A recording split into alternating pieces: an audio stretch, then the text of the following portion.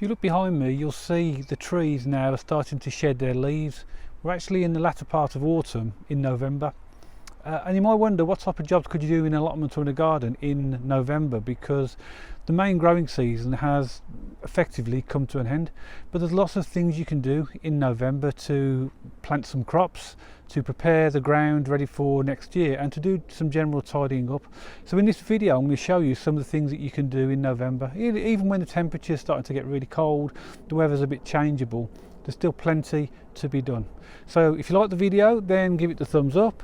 If you want to subscribe to the channel to hear tips of how to grow and sow fruit and veg and how to use some of those fruit and veg in recipes, then please subscribe to the channel. So I'll turn the camera around and I'm going to show you some of the things that I'm doing today, which is in November.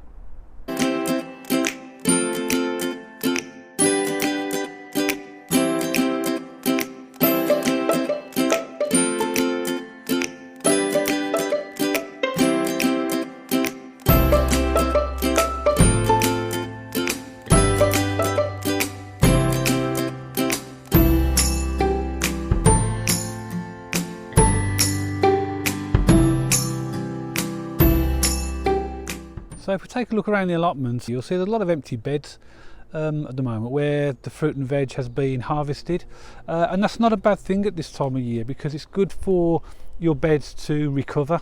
When the fruit and veg are growing, they take a lot of nutrients out of the ground, so it is actually good to give some of them a time of rest so that they can restore those nutrients. So when you come to start planting your main crops in March, April and May next year, then you can actually then have the ground that has some more refined nutrients in it, or replenished nutrients.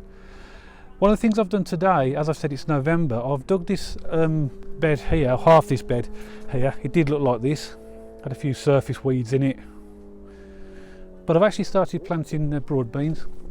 So broad beans are a good crop to plant in November, and what you'll notice I've done in this bed, I've planted the first 2 rows here. They're pretty close together. This is a variety called Bunyard Exhibition, which is an overwintering variety. And then I've actually, I don't know if you can see, I've actually put the seeds in position in relation to where I want to plant them. So I've got another 3 rows of seeds which I'm going to plant in. And there is a video on the channel showing you how to plant and grow broad beans. So have a look at that to see how it's done. So the first thing then is, in November, planting broad beans is a good crop to put in. With raspberries, you'll notice these are all dying off, and that's perfectly natural for this time of year. In November we start to see more of the actual canes because the leaves are starting to die off. And notice at the side, even in the path here, there are new raspberry shoots starting to grow, and that's because raspberries, they side shoot. So in order to produce new plants, their roots under the ground will move in a horizontal direction, and then vertically they will then start to produce these types of canes. So what I'll do is probably remove, because this is a path, I'll remove, just to rake a bit of the stones away and dig down and dig up the cane and then reposition it in a position that I want it to go in. So that's another thing you can do in November, is look at how you might want to tidy up your raspberries. Notice there's another plant here which is also grown, look really healthy, in a pathway.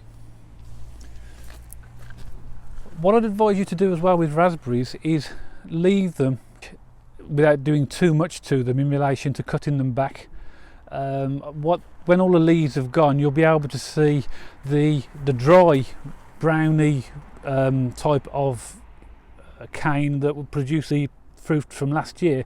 They can be cut down at that time, and the other ones can stay in place, but I wouldn't do that this time of year. I'd leave them now until the sort of early part of next year to deal with that. I will do a video on raspberry maintenance next year. This is where the rhubarb was, and you notice I've taken off now any of the remaining rhubarb that would have been on there, which would have softened by now, and the leaves which would have gone yellow. So this is okay for them now to be left like this. What I'll probably do is I'll probably tidy up around them, hoe some of the weeds out, and then I'll cover the rhubarb with compost. You can already see, if you look actually in the middle of the rhubarb, they're already starting to show new growth. But there won't be an awful lot of activity over the winter period. But when we get to sort of March April time they will start to grow fairly rapidly. Something I'm really pleased about, a couple of weeks ago I did a video on how to plant garlic, and you'll find that on the channel. But within 2 to 3 weeks the garlic has already started to develop. You can see, hopefully see it on the video, already looks strong and healthy, so I'm really pleased about that. You can just see the growth of the garlic, absolutely great. Looks like every one of them appears to have germinated.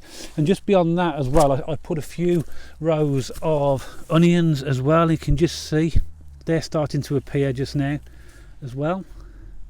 It's really encouraging in a time like November to put new crops in and to actually see the growth of immediately.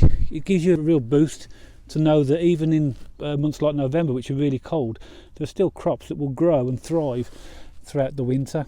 So if you haven't put your garlic or onions in yet, it's still okay to do that in November. You'll see the video on the channel in relation to how to plant the garlic if you need more details. Another thing you'll do in November is tidy up beds where the vegetables or the fruit now have ended. This is where I had my butternut squash. You can see they've really died back now. There's a few small squash that are still on there, which I will take today. I did take a few bigger ones yesterday, and also at the end of that bed I dug up the courgettes that were completely died back, and I'll put them into the compost bin. If you are going to do any winter digging, so digging from now through till January or February, clear out all of your old vegetation. So use it for compost wherever you can. And you don't need to do a heavy dig really, just turn the ground over, because it's good at this time of year just to turn the ground over and let any rain or frost get at the soil. It'll help break down the soil, and also, as I've said at the beginning of the video, put some of the nutrients back into the ground, so that when you do come to plant your new crops in next year, the ground will be much better for it. This bed here, I'm going to move these support cages here and put them in another bed ready for planting next year, and this next year I'm going to put potatoes in here. Something else that you can do in November, which I've really started to look at more closely this year, is composting. Around this time of year there's lots of fallen leaves which you can collect, and they're almost a free source of materials that you can get widely from anywhere. A lot of people see them as a hindrance and they get thrown away, but if you've got an allotment or a garden, it makes sense for you to collect these type of materials now ready for your composting, so you can start immediately, and you've also got materials later for the year. So in the compost heap you can see behind me here, yesterday I went and got a lot of leaves, and I had some grass cuttings, and I layered them, leaves, grass cuttings, because as you know from the previous video, the leaves provide a brown source of energy, which is carbon, and the grass will provide nitrogen, which will be the green. On top of here as well, I've got some old cuttings from the kitchen. So there's parsnips, potatoes, cauliflowers, eggshells. They're really good things for a compost heap. What's wonderful about composting is that most of these vegetable cuttings that I've put on here, obviously the eggshells, not from here, but are from the allotment. So it's almost if you dig up the vegetables, use them, and then the waste is actually put back into the compost and goes back into the ground. It completely recycles. It's almost like the same with leaves. If you get leaves that are around your allotment, rather than throw them away, you're actually going to compost them ready to use and put nutrients back into your ground. Something else that I've actually got that I've read about, which is a really good source of potassium for a compost heap, is wood ash. So wood ash is all of the remains of timber we burnt from our log burner, and that has good levels of potassium.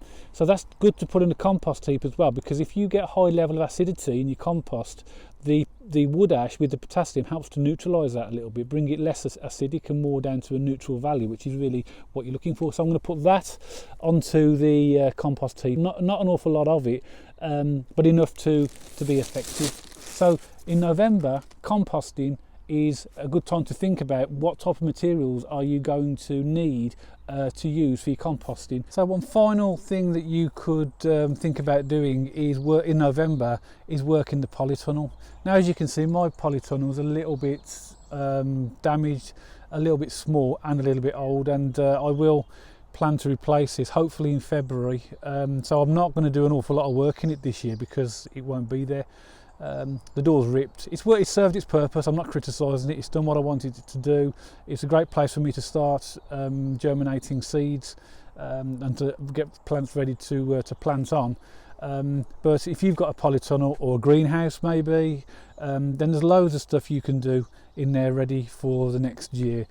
So as you can see, there's work to be done all year round in an allotment, and November is no different to any other time of year. There's always stuff you can find to do in allotments or a garden in November. Hopefully some of the things I've shown you give you some ideas, and there are other things that can be done as well, but it depends on what type of crops you've got and obviously what size of allotment or garden you've got. So if you did like the video, then please give it the thumbs up. Don't forget to subscribe for future videos, which you'll get information in relation to how to sow and grow all sorts of variety of plants and vegetables, and also some recipe tips for how those can be used in the kitchen. So thank you very much for listening, and I'll see you on the next video.